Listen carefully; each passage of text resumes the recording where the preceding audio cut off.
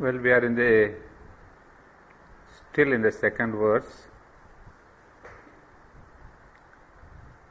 because this verse is one of the most controversial ones in Indian philosophy, especially in the Isha Upanishad, because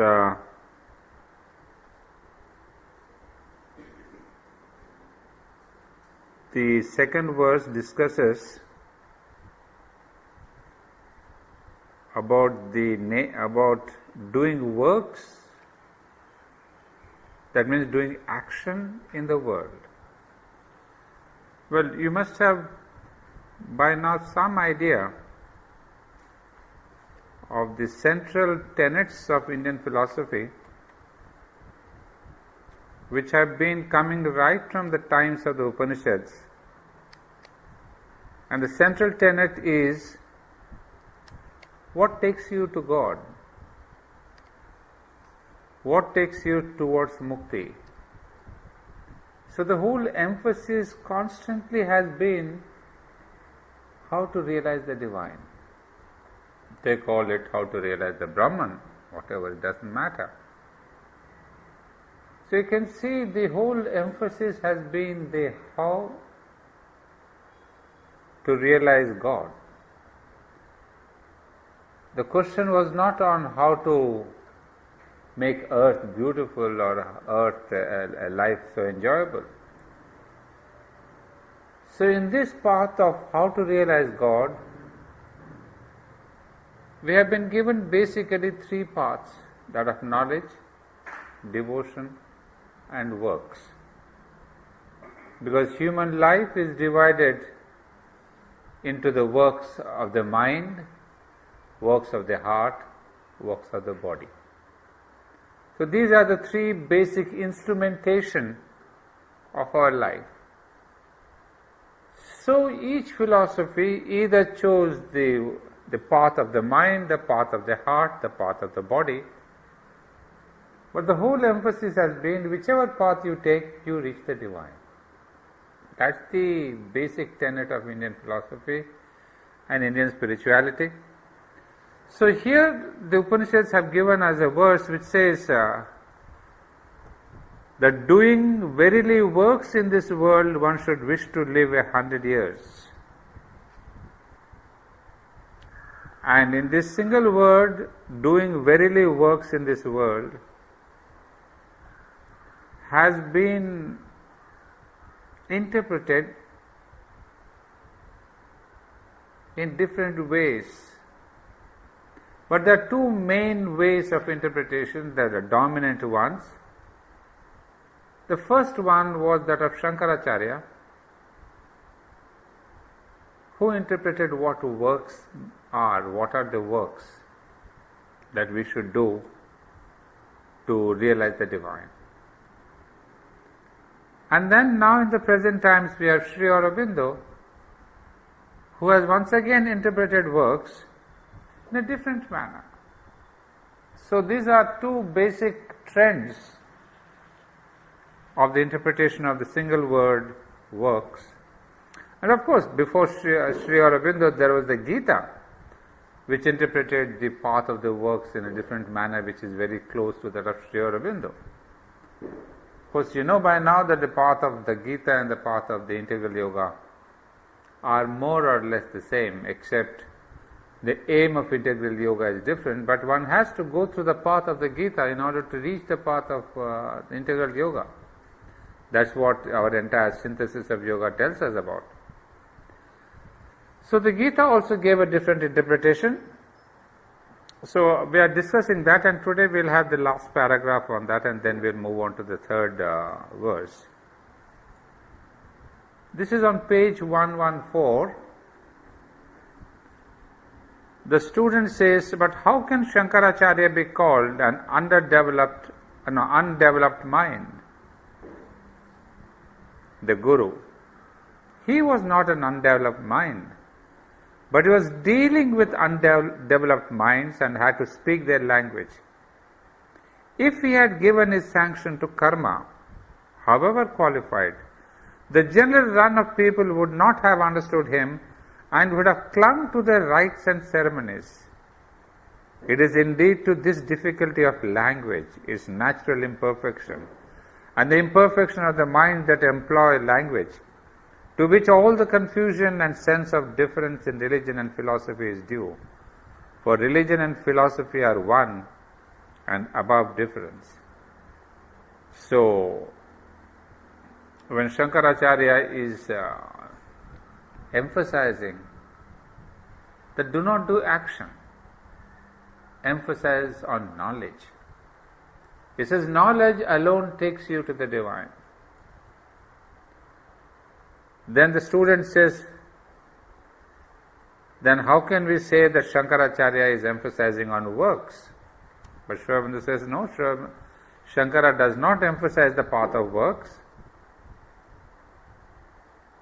For the single reason that if you tell the society that you can do action and work and reach the divine, the common man has a tendency to take to action. It's easier than to take to knowledge. And that would give him a kind of a attachment to rights. Action means what? It's not the question of action means you go to eat somewhere or you build a house, you do the garden. That's not the action. Action in the sense of the rites and the ceremonies. You see, immediately we say the path to realization is action. Here the action has a specific meaning of rites and ceremonies and rituals. So we have innumerable rituals which came down from the Vedanta, from the Vedas, from Buddhism, which we discussed last time, and all these rituals which had spread like cobwebs in the society, and the only way to remove them was to refuse them altogether. There is no question of giving a concession, saying that these works you can do, these you should not do. Because the moment you segregate some works, then we get into the trap of some people say, hey, why not did this work? This is also good. Why not this work? So Shankara chose to delete all works at one go and then said, no, works are no good. Because it's much safer for the common man to have this kind of a very categorical division. So Sri Aurobindo says it is the difficulty of language. Common man will not understand that if we say only those works we should do for the divine. So Shankara had to deal with common people, and so he deleted all kinds of works. Nor was Shankara so entirely opposed to karma as is ordinarily imagined from the vehemence of his argument in some places. For what do you mean when you say that karma is no path to mukti? Is that karma prompted by desire is inconsistent with mukti? Because it necessarily leads to bondage and must therefore be abandoned? On this head there is no dispute. We all agree that works prompted by desire lead to nothing, but the fulfillment of desire followed by fresh works in another life. Is it that karma without desire is inconsistent with mukti, prevents mukti by fresh bondage and must be abandoned? Now there is a discussion now that Sri Aurobindo is taking up on the question of what exactly is karma.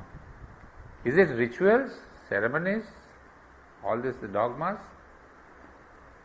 Or is it any work that you are doing? Should all works be abandoned? Now basically I think I have also emphasized in previous classes, though Shankara emphasizes on jnana is the knowledge, he was himself one of the greatest workers that India has ever produced. I mean, I don't have to repeat it oftentimes, but for the sake of some newcomers I can tell you that he died at the age of 32. And in this short period of 32, he went round India almost, south and north Himalayas 3 times, and that too walking, no trains and no flights. So he went walking around the country, spreading the message of the Veda, talking to people, In some places he would stay for 6 months, 8 months, 2 years, establishing a school of Vedanta, getting disciples, talking to them, teaching them, and then shift to another city. So if he was thinking that this is only a world of illusion, he wouldn't be working like that. So Sri Aurobindo is telling us, really, if you see, in fact, Shankara was not an illusionist per se. You see, he was an illusionist on the thought level. But on the experiential life level, he was one of the greatest karma yogin. And also, I emphasized this before, he was one of the greatest bhaktas, one of the greatest devotees that India has ever had. I mean, we hear of Mirabai and Andal and there are a lot of devotees in India. But he classes as one of the greatest devotees. Because in every temple he went, he had the vision of the Devi, the Shakti, the deity, the goddess. Not only had the vision, he wrote poem after poem. So all that you sing in Tamil about in temples about your goddesses, most of it is written by Shankaracharya. So you see, he was one of the greatest devotees, greatest workers, greatest illusionists. So he was not somebody, say, philosophically we say, oh, Jagat Mithya and Brahma Satya, so he was an illusionist and we discard him. But not at all. If you read his life, you will be charmed to see that here was a man who was the greatest integral yogi, a bhakta, a devotee, a karma yogin and a jnana yogin. So Sri Aurobindo is telling us that same point here, that when he rejects work, now what kind of work? There are two types of works. One is the work that starts or roots or has the roots in desire. Work with desire. Work rooted in desire. So all our works, 99% of our works are works rooted in desire, executed by our ego. So this is a common thing. Every one of us here, everywhere in the whole world, is only this question of works with desire, works with ego, which automatically lead you to bondage. Bondage, you get attracted, you get trapped, you get bound to the relations, the work, the results and all that. So that is part of our suffering. All that we suffer is because of our bondage to desire-based work. So this is something that the mother gave also in a very simple manner. When we say that every work has its karma, that means you have the result of all your works. And if you do a good work, you have the good result. If you do a bad work, you have bad result, etc., which is called the karma.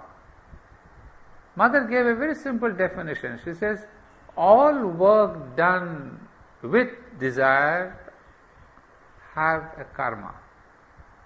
But all works done with the divine as the center, there is no karma that gets attached to you. Same thing Shankara and other people have said. That the work is of two types. One, desire-based. The other, as the first verse says, tena tyaktena bunjita. That means one which is detachment.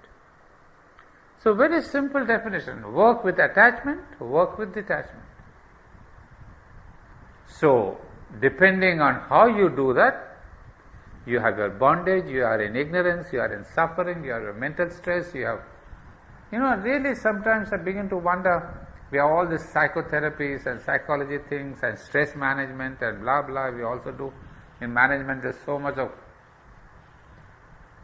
But what a simple truth is this, that if I or we were to tell the management, look, you can have 100 conferences on stress-free and this-free and all that terrible seminars, but it will never be stress-free as long as you are working with the desire as your basis. Start doing any work with detachment. And you'll say, how can I do with detachment? The whole problem with management people in the business and all that is, and also with all of us also, it's not just the management people,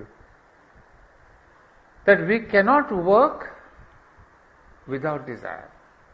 Without desire for the fruit of the work. That's the basic law that really leads us to stress, all these problems, psychology, depression. A simple turn in the attitude itself. What is that attitude? That you work with detachment. What is that detachment? That you say, this work belongs to the divine, this work I give to the divine, I offer to the divine. And so mother would say, if you have given it to the divine, the result is the divine's, the suffering is the divine's, the offering is to the divine. So you are neither the receiver nor the doer. I mean, such a simple, stress-free management principle. But why do you go to psychology, psychotherapy, this Jung philosophy, that philosophy, all the unfortunate superficial things? Whereas in the Gita and 5,000 years back, the Rishi has told you that do you want to be stress-free? Be detached. So these are the things that we learn from here. So Sri Aurobindo is telling us, Shankara is telling that do not work with desire and for the fruit of your desire. If you work there, you are in bondage. And what is the meaning of bondage? Your suffering, pain, and your, all the depression, violence, even the violence is that, nothing else but that. And then it says Shankara actually told you that if you work with detachment, then only you will reach the divine. So this is the main idea that we have taken from this. And Sri Aurobindo further says, is it that karma without desire is inconsistent with mukti? This is not consistent with reason, for bondage is the result of desire, and ignorance and disappears with desire and ignorance. Therefore, in nishkama karma, there can be no bondage. This is another idea that we should understand. Gita has given us the via media. What is the way out of desire? Work with desire, work with no desire. Work with no desire, that means no attachment to the fruit of the works, and working for the fruit of the works. And Gita comes out with a beautiful phrase called the nishkama karma. Means without karma is desire. So you do the work, karma is work, kama is desire, nish is without. So without desire you work. And this nishkama karma is perhaps the closest word that we can use is duty. For the sake of duty, for the sake of your dharma, you do that without having any kind of an expectation of a result. And so we need to do the work because I am supposed to do that, I ought to do that. I am a teacher, I ought to come on time, I ought to do the work, I ought to prepare my works, finish. If there are 3 people or 30 people, it doesn't matter, but I ought to. The nishkama karma is maybe that I ought to do the work. So just give that word, work, nishkama karma. And it says, it is consistent with fact that for Sri Krishna did works, Janaka and others did works, but none will say that they fell into the bondage of their works. One of the greatest examples of works here is that Janaka. Janaka was the father of Sita. Sita and Rama, if you have heard of this Ramayana story. He was a great king. Janaka, who was a kshatriya, a warrior, a king, but a king who had this complete detachment with works. He could have wielded power and money and everything, but he was practicing the Gita. So he had wisdom, he had devotion, he had karma yoga, and whenever we quote in India of a great jnani, a man of knowledge, doing works is that of Janaka.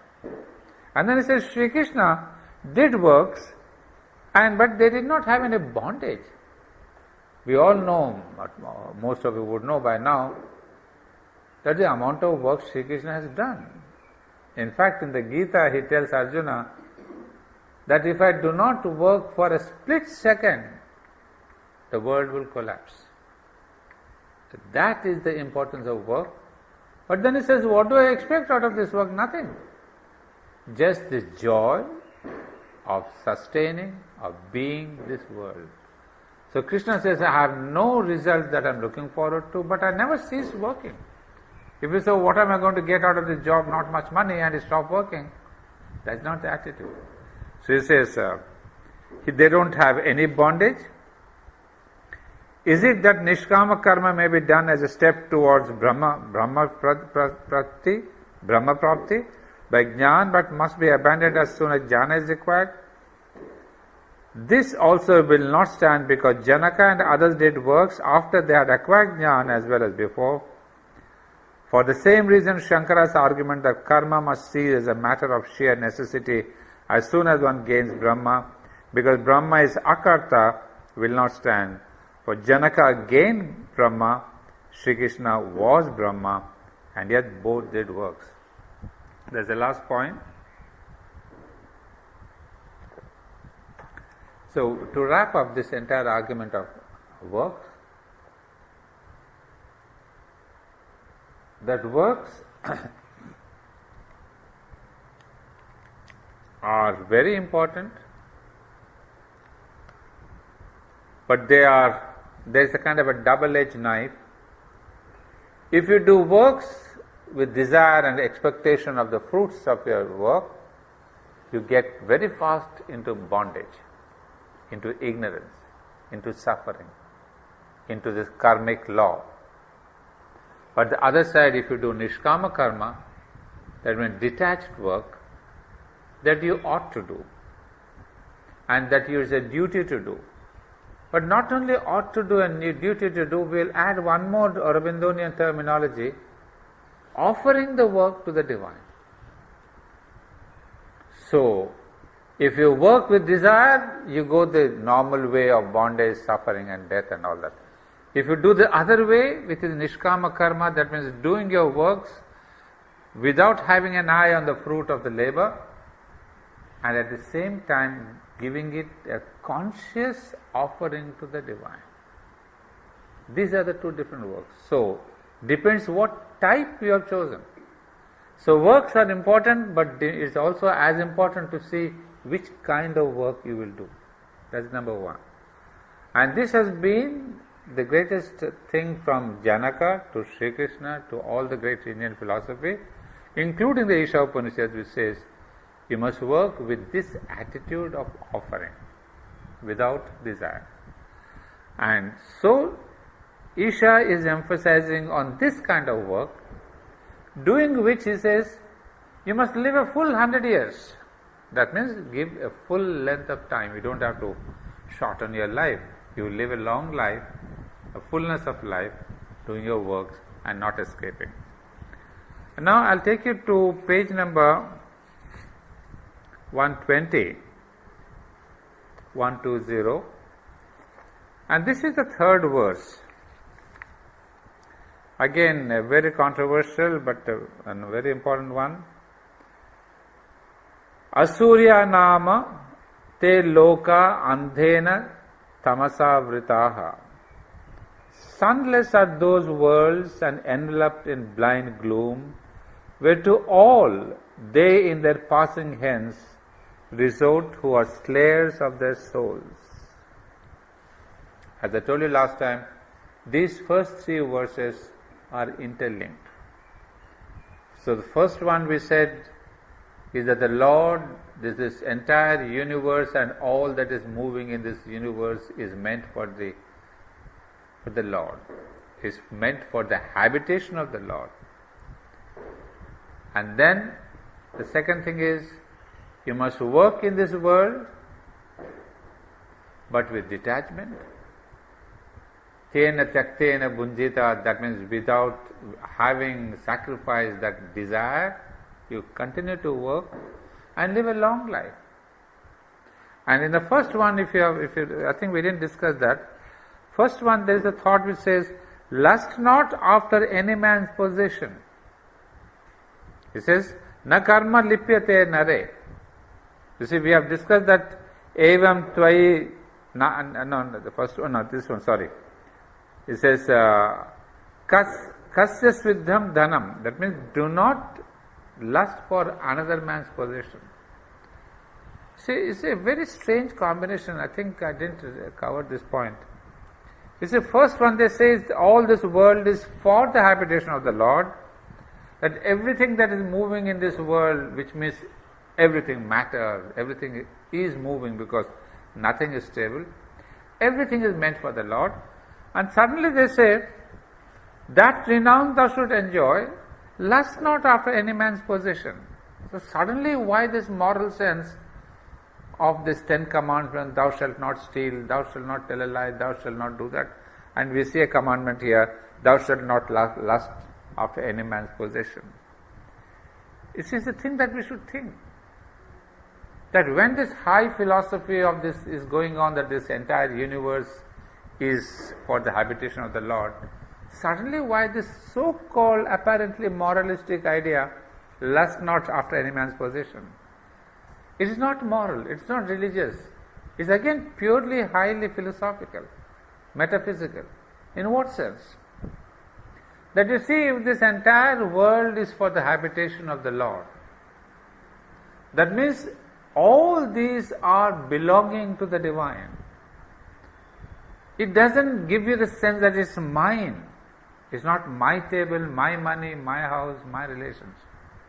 The sense of the mind decreases the moment you keep saying, all this is the Brahman's. Like we have the Upanishad, Soham, Aham Brahmasmi, all the great words, So all this is his. I am the Brahman. All this is the Brahman.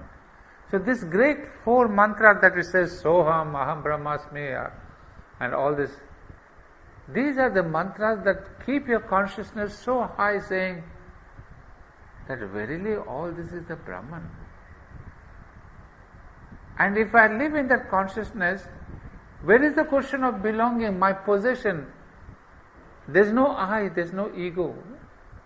So when there is no ego, the question of the I and the possession goes. So possession means I cannot possess, because I am not the possessor, the Lord is the possessor. The Lord is here, the Lord is here, the Lord is in this flower, the Lord is everywhere. So when I say I lust for after any man's possession, what's the idea? That means this building is yours and this building is mine. But when I live in that consciousness that all this is Brahman, Soham, so means I am that. This incredible feeling, I'm sure if you have practiced that, I think I told you, sometimes you sit with that word, Soham, I am that.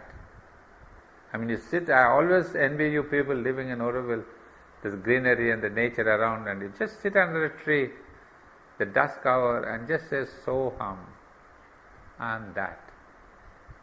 You see, it's like a beautiful mantra. It is a mantra, it is one of those great mantras, Aham Brahmasmi. But even Brahma people may not relate to, but simply say that I am that. That is the truth. So here, in that consciousness, suddenly you realize that nothing is mine. If nothing is mine, nothing is yours also. So I cannot possess yours because you don't have anything. So I don't have anything, you don't have anything, because everything is He. So it's in that sense He says, lust not for any man's possession, because nobody possesses this world. It is He alone who possesses it. But it is in our ignorance that we are divided possession, this fan, that building, this relation, that girlfriend, this wife, these children. That is our mistake. That is our ignorance. When we are divided everything into my possession. I think your Oroville Charter, what does it say? One of those big lines? No possession. Nothing belongs to you. I mean, Mother started with an Upanishadic thing that really that Auroville doesn't belong to anybody in particular, because it belongs to him. And afterwards he has said many times that it is a divine dream, it belongs to him. This is the same sense, no positions. I mean, it's marvelous that the very first Isha Upanishad sentence comes in the Auroville Charter, that lust not after any man's possession, because it belongs to him. Well, that is one thing I've missed. So now, second one is that do the works. Third one, as I said, sunless are those worlds, and enveloped in blind gloom, whereto all they in their passing hence resort, who are slayers of their souls. They are very strong words. Slayers of the soul. Sunless are those worlds. Asurya namate loka. So let's see what Sri Aurobindo is telling us here.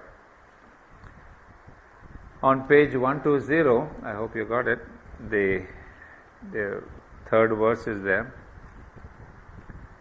Shankara takes this verse in a very peculiar way. He interprets Atma Hano. Atma is that Atman, Hano is this, those who are slayers, Hanta. Now it says, as slayers of the self, and since this is obviously an absurdity, for the self is eternal and unslayable, he says that it is a metaphor for casting the self under the delusion of ignorance which leads to birth. You see, it's a very simple, straightforward meaning which he will give later. He says, Atma Hano is slayers of soul. Who Shankara says that? Sri Aurobindo says, how can there be a slayer of soul? Because the soul is immortal, nobody can slay it. The Gita also tells us you can neither burn it, nor drown it, nor kill it. It is immortal. So he says, how can Shankaracharya say that this means the slayers of the self, since this is obviously an absurdity? Now this is a very startling and violent metaphor and quite uncalled for, since the idea might easily have been expressed in any other natural way. Still, the Shruti is full of metaphor, and we shall therefore not be justified in rejecting Shankara's interpretation on that ground only. We must see whether the rest of the verse is in harmony with the interpretation. Now we find that in order to support his view, Shankara is obliged to strain astonishingly the plain meaning of other words in the sentence also, for he takes loka as meaning various kinds of birth, so that Asurya loka means the various births as man, animal. Well, I don't want to get into the Shankara, it's a bit complex here, but Shankara has unfortunately taken a different meaning which doesn't stand ground. You see, when a critic says that this is wrong or not the right interpretation, what is the criterion that is used in giving this judgment? The criterion is, as he puts it here somewhere, that all the word meanings must be having a continuity of meaning. If suddenly you say Asurya, the Atma Hano, Loka, I mean, each one you give a different meaning which don't gel. So Shankara's words meanings were not of this type. They were not gelling and bringing out a harmonious meaning. You see, when at the end of the verse you must have one single harmonious continuation of meaning. So Sri Aurobindo is kind of taking up each of the Shankara's verses, first verse, second verse, third verse, and telling us how he has gone a bit disjointed. The words by themselves are okay, but one word doesn't stick with the other word. So there's a kind of a disjointed meaning. And so Sri Aurobindo tells us that this is the weakness in Shankara. So I'm skipping that. Now I'll come to page 122, the Guru. Now that's the real meaning now Sri Aurobindo is telling us now. Do not be misled by words. The Asuric worlds are a reality. The worlds of gloom,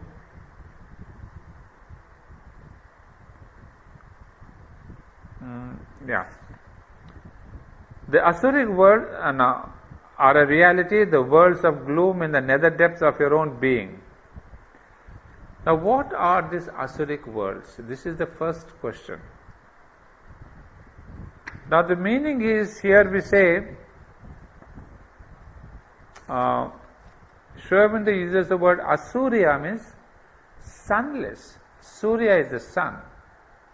Asurya is negative, without the sun. So Asurya is sunless worlds. So therefore sunless are those worlds and enveloped in blind gloom. But what are these sunless worlds?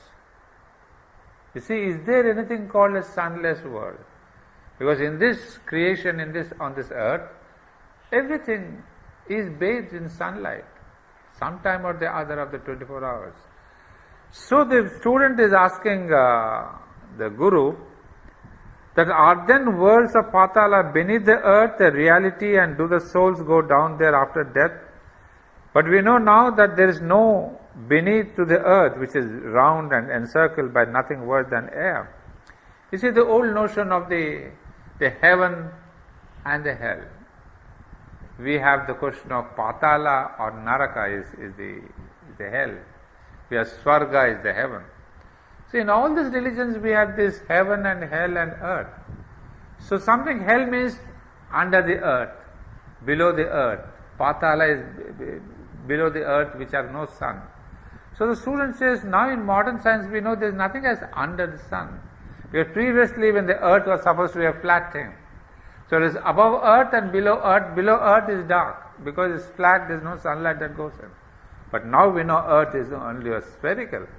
So when it goes around, all parts of the earth get their sun. So the student is saying, where is the sunless world? It cannot be that we will have a place without sun. Then the Guru is saying, do not be misled by words. The Asuric worlds are a reality, the worlds of gloom in the nether depths of your own being. Now I wanted to bring in this is a very interesting discussion. It says all this question of heaven and hell and Swarga and Naraka, there is no physical reality. It is not that the hell is there under the ground, under the earth where you don't have sun. This is a world of gloom in the nether depths of your own being. Hell and heaven are not above earth and below earth. They are within each one of us. They are part and parcel of your own consciousness. A world is not a place with hills and trees and stones, but a condition of the Jivatman, all the rest being only circumstances and details of a dream. This is clear from the language of the Shruti when it speaks of the spirit's loka in the next world. It says, as being good or otherwise. Now the word in Sanskrit for the world is loka. Asurya, loka. Loka is the world. Loka is not earth. You see, when we say bhumi, that is earth. But loka is the world. So he has given the word Asurya loka. The word is not Asurya bhumi. That means this is a world. And what's the meaning of the world? It is not this earth and stone, it is not the stone and the tree. It is more, as he calls it here, a being, it is a condition of the Jivatman, condition of the soul. So one thing we must know from here is, all this heaven and earth are psychologically within us. It is a condition of my soul, of my being. So he tells us, obviously loka means state or condition. So in what state are you now? You say, I am in a happy state. I am in a sad mood. So it is these states which have been described as hell and heaven, not a physical place that is above earth and below earth. So when they say it's a sunless state with a gloom, obviously if somebody is in depression, his state of the mind is in gloom. There's no light there. There's darkness in his consciousness. So that darkness, that state of the mind is called hell. So he says, obviously the loka means state of condition.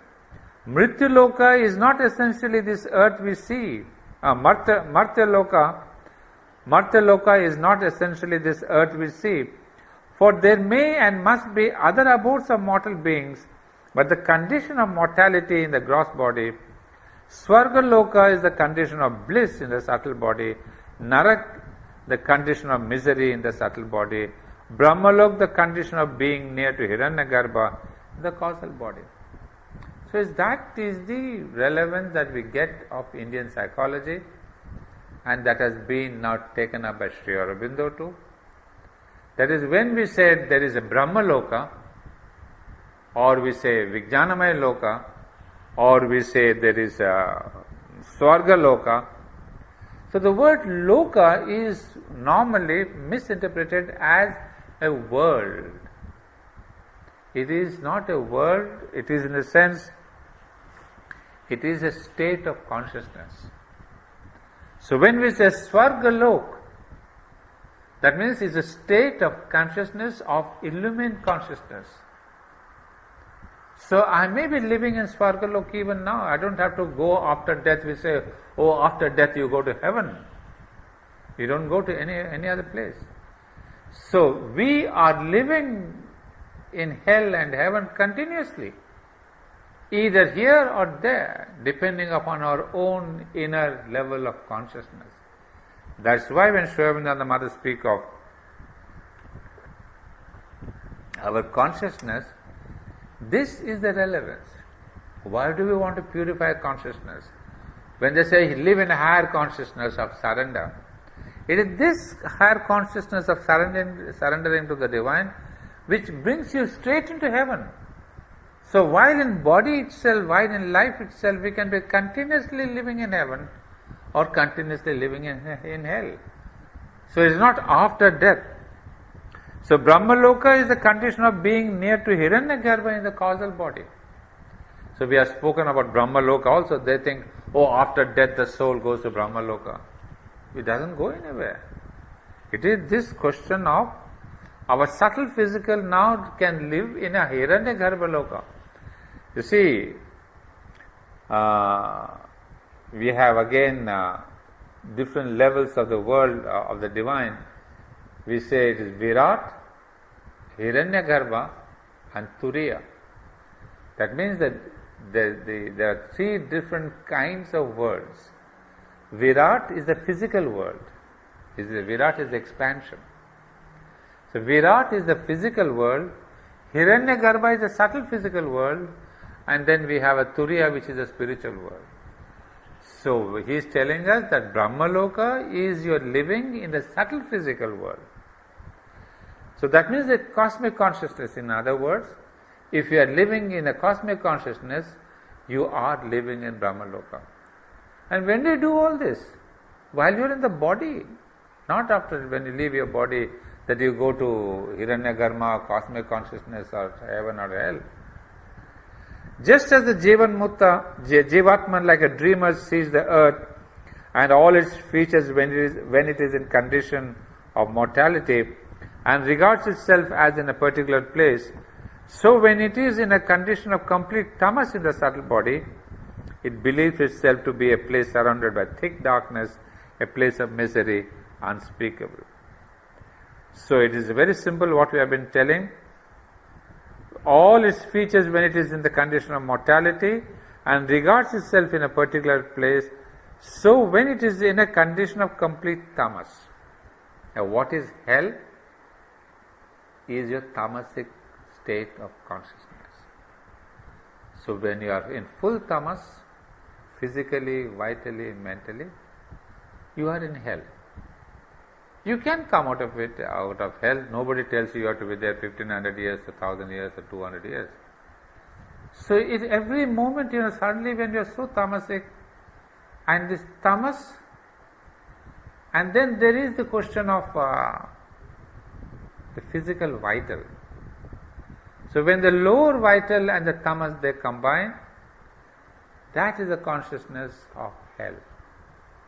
So he says, it's normal that we are passing from one to the other, and this place is surrounded by thick darkness, a place of misery unspeakable. hell is misery unspeakable. So this tamas, this lower vital, is suffering unspeakable. That's why people drive themselves to suicide, because they cannot face this hell. It's a living hell, what we say. So, but unfortunately religion has given us levels as if after death and before death I visit all that. So people kill themselves saying that I will go there. Even in wars, in Muslim, they say after war I go to that place, That's heaven. Because they have been given the ideal that if you fight for religion, you will go to that heavenly place, that paradise. But all these are religious concoctions. There is no paradise out there. After death you go to paradise. All is there now. Yeah, after death there is a journey by the soul. Surely there is. But it doesn't necessarily mean that while we are here that we cannot have happiness and heaven. So the world of darkness is imagined as being beneath the earth, beneath the condition of mortality, because the side of the earth turned away from the sun is regarded as the nether side, while Swarga is above the earth, because the side of the earth turned to the sun is considered the upper side, the place of light and pleasure. You see how these ideas have come about? You see, if you are towards the sun, we say, oh, it is heaven. Away from the sun, so like that, every part of the sun, of the earth is half days in hell and half day in heaven, because we are away from sun and with the sun. So you see, these are geographical things which have been converted by religion. They say, oh, this darkness means we are below, so below means hell.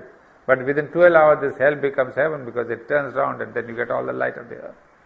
But this is how religion has played upon this imagery. So it says, so the worlds of utter bliss begin from the sun and rise above the sun to Brahmalok. But these are all words and dreams, since hell and Patal is again the same word for hell, earth and paradise and heaven are all in the Jivatma itself and not outside it. Nevertheless, while we are still dreamers, we must speak in the language and terms of the dream. So it says, one final thing, all hell, earth, paradise, heaven are all part of my soul. So depending on what state is the soul, we live in that while we have this body, not after death. So immediately we see the entire structure of religion is demolished. And once this is demolished, you can see all your disciples will run away from church and from temple and from this. Because if I don't go to heaven, then there is no question of a father telling, I'll book your seat, once you go away, you give me so many dollars. And so the whole business of religion is wrapped up in one go, the moment heaven and hell are taken out of your concept.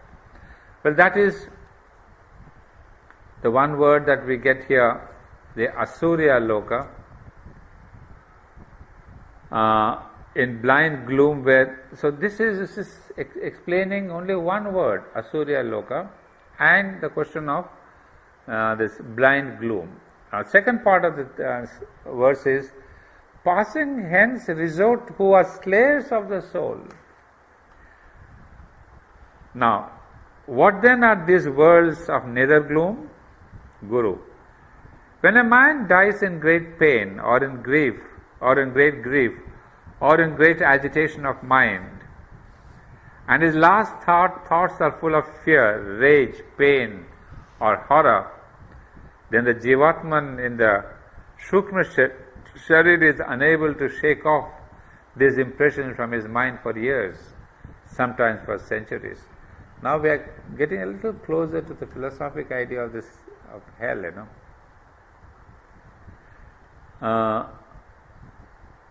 You see, this is a very beautiful thing. When a man dies in great pain, grief, etc., and his last thoughts are full of fear, rage, pain, horror, then the Jivatman in the Sukshma Sharir, subtle body, is unable to shake off these impressions from his mind for years. This is extremely important because most of the religions speak of this. That is, the question is very important.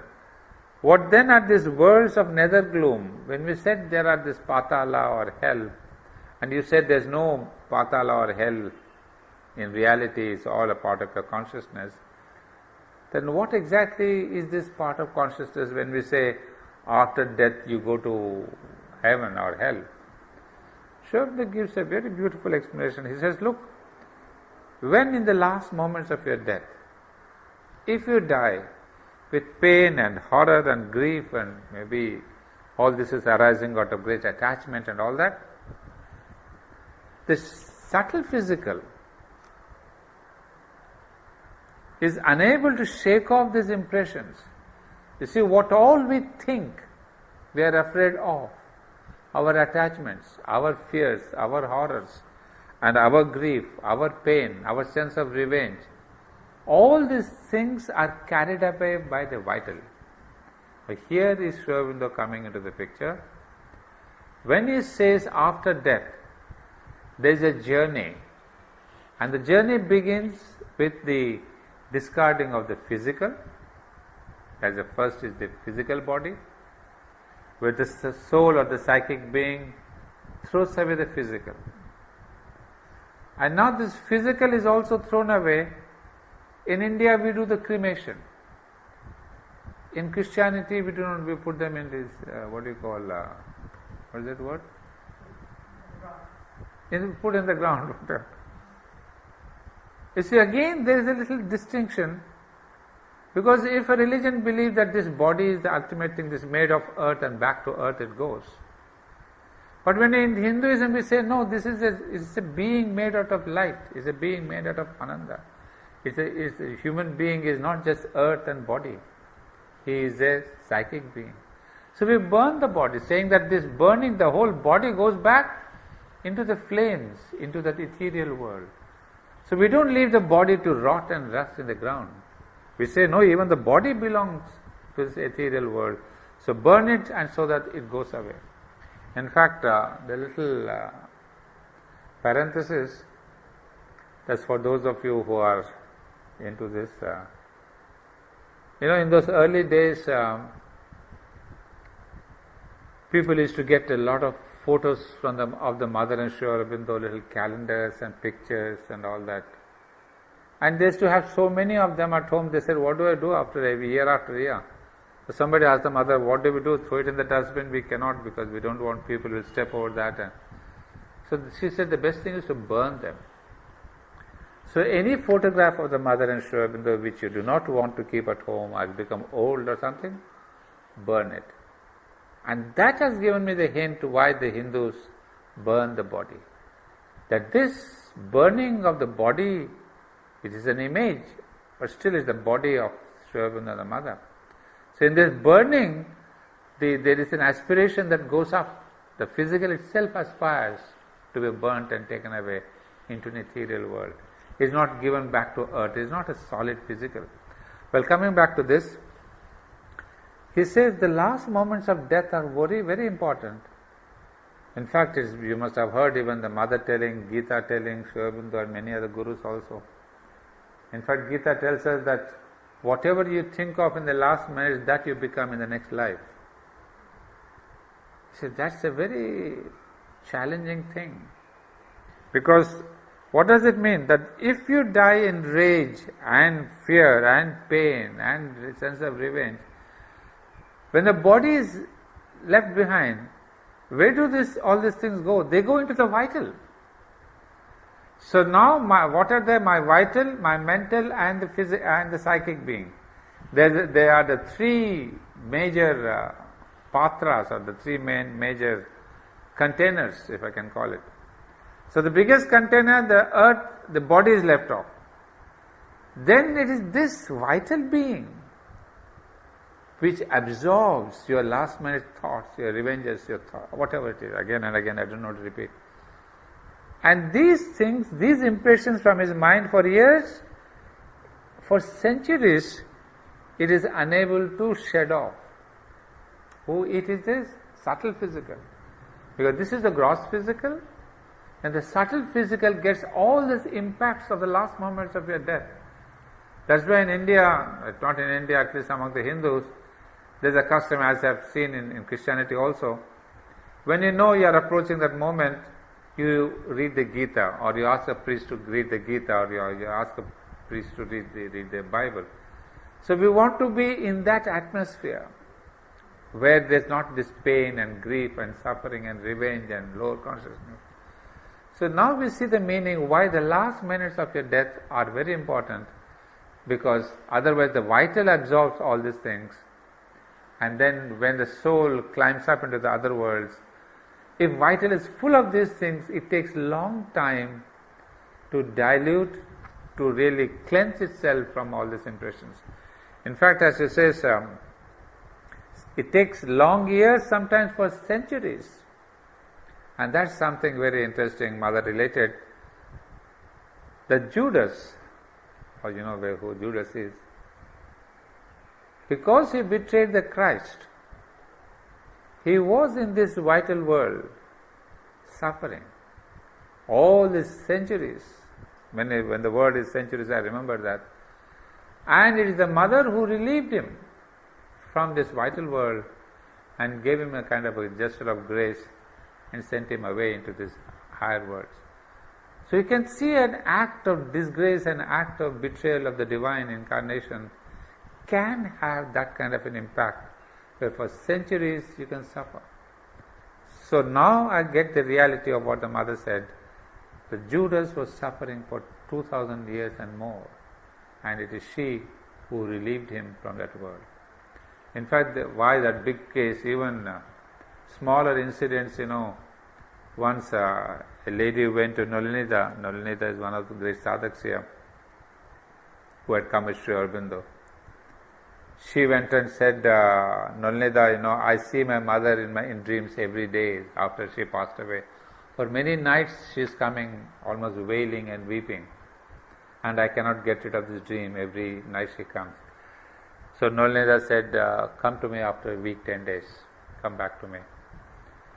So he got the details of the lady. He said, come back to me after 10 days. And Nalinida had this capacity to visit these vital worlds very consciously. And there he searched for the soul which was this suffering, these vital impacts. So that is why, we do the Shraddha in India.